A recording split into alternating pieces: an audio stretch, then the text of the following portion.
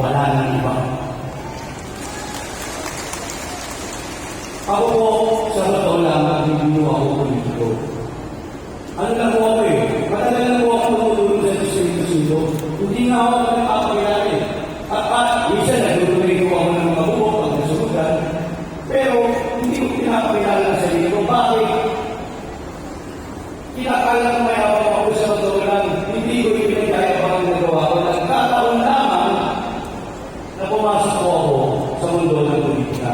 Alam naman natin, pag nasa mundo ng politika, kailangan ng ipakita, kailangan may resibo, kailangan alam ng tao kung ano ang ginagawa mo para ano mo. Ang galing na.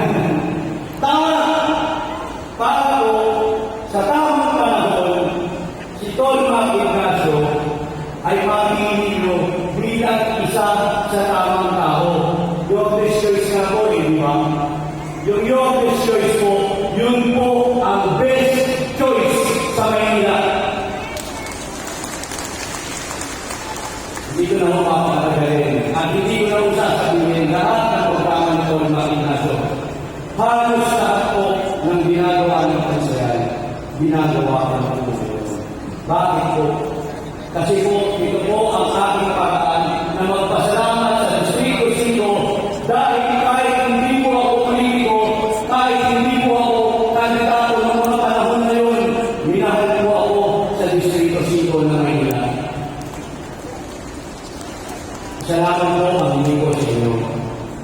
Sana po, yung big I love you, huwag na po natin pag-iwagawa yun.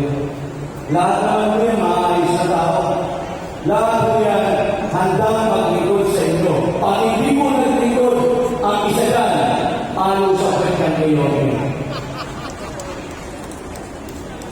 Anyway, meron pa po akong project ginagawa ngayon. Namibigay pa po kami ng laban. Ako na po ang humingi ng kaumahin sa inyo. Kung hindi ko kayo malapitan, hindi ko kayo makamayan, gusto kong gawin yan. Kaya yung oras, hindi ko sapat. Humihingi na ako ng pamilya sa inyo.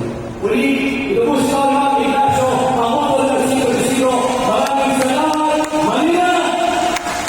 Sa pangangina naman, palakas ng mga nilog ko. Manila!